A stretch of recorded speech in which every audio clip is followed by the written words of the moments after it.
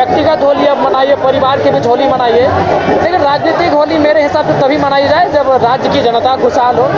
अभी आज महत्वपूर्ण बजट पे चर्चा हो रही थी जिनमें आपका भूमि विभाग का मामला था, और मैंने उस पर कहा भी कि आज अगर आप अंचल को दुरुस्त नहीं करते हैं तो हर एक घर में भाइयों के मध्य आज एक द्वंद्व चल रहा है।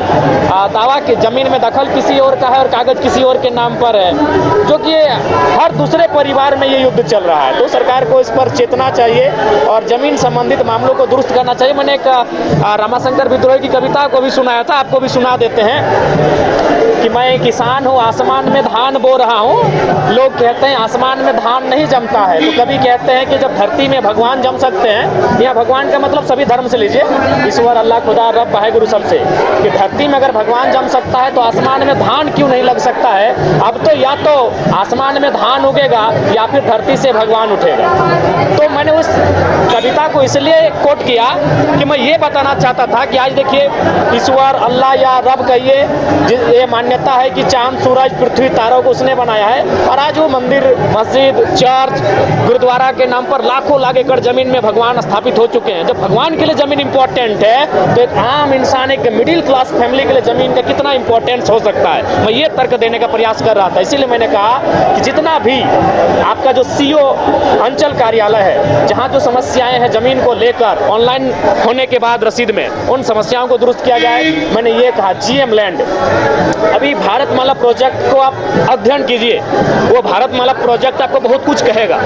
वो प्रोजेक्ट 22 किलोमीटर उत्तर प्रदेश से होकर गुजरी है, 160 किलोमीटर बिहार, 160 किलोमीटर झारखंड और लगभग 250 किलोमीटर पश्चिम बंगाल। अब जब आप उसका सर्वे करेंगे तो बाकी 3 स्टेट में कहीं जीएम लैंड अगर मिला भी है तो नामात्र मिला है, और झारखंड में लगभग 50 to 60% जीएम लैंड मिला है। इसलिए मैंने कहा कि जीएम लैंड की रसीद, मालगुजारी रसीद जितना जल्दी हो सके रैयतों के पक्ष में काटी जाए, और नहीं तो उसी प्रकार यहाँ के जो रैयत हैं वो ठगे जाएंगे।